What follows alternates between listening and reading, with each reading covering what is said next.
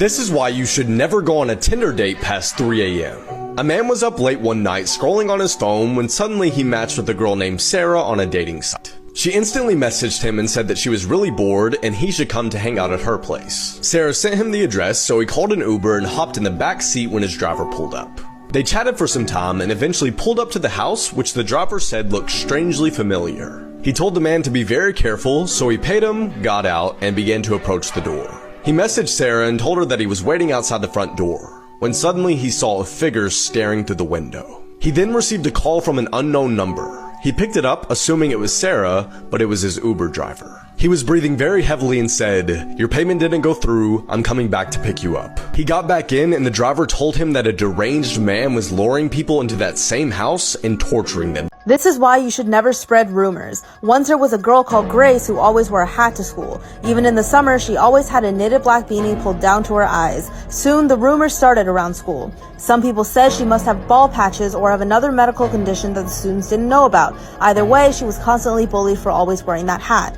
One day, Grace's class had a new teacher whose eyes immediately fell on Grace. She said, "No hats in class." Grace's eyes widened and she went pale. "Well, what are you waiting for? Take it off." Grace replied, "I can't." The teacher grew angry, reached over, grabbed the hat, and yanked it off of Grace's head. The room fell silent. Then screams, vomit, terror, and chaos. The back of Grace's head was blown open. Bits of skull caved into her head. A small matching hole sat on her forehead near her hairline. Grace then stood up and ran out of the room, sobbing. That was the last anyone has ever seen of Grace. A couple years passed and people stopped talking about it as much until a new kid joined their class. A kid who always wears a scarf.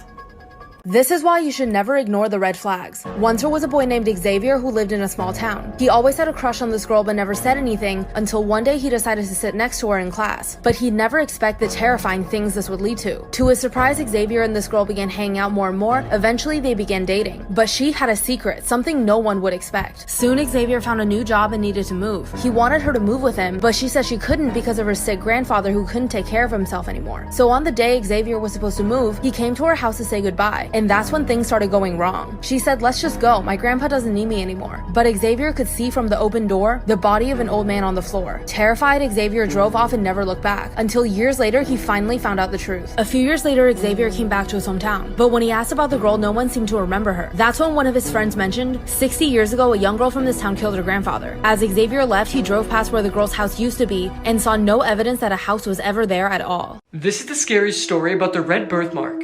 There was a young boy who lived in a small village who was born with a red birthmark on his forehead. And as soon as he was old enough to talk, he told his family he had lived before.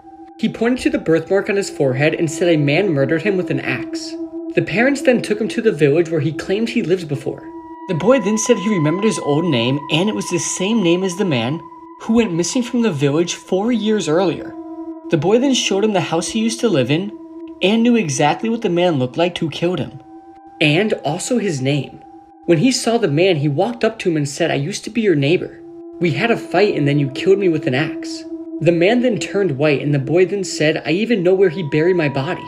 They then followed the boy to a field and stopped in front of a pile of rocks.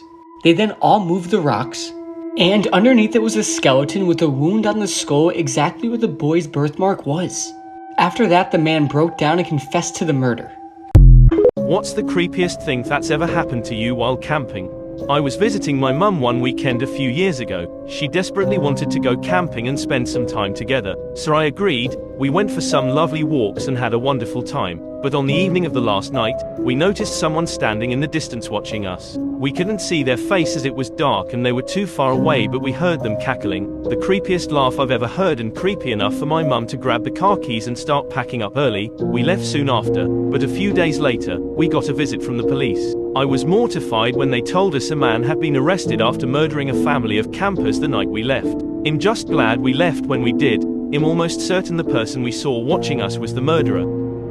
This is why you should always lock your doors. Two teenage girls were working the night shift at a Pizza Hut when they realized it was 11 o'clock, meaning that it was time to close up shop. They turned off the lights, locked the doors, and began to walk outside. But as they approached their car, they realized that there was an old lady sitting in the front passenger seat. One of the girls opened the driver's side door and asked the old woman, "Can I help you?" before getting in. To which she replied, "I just need a ride home." The girls then told her that they needed to go back inside to call their moms and tell them that they'd be late. They immediately ran back inside, locked the doors, and proceeded to call the police, who showed up about 10 minutes later and arrested her. As it turns out, it was actually a 47-year-old man dressed up like an old woman, and the police found drugs and a knife on his body.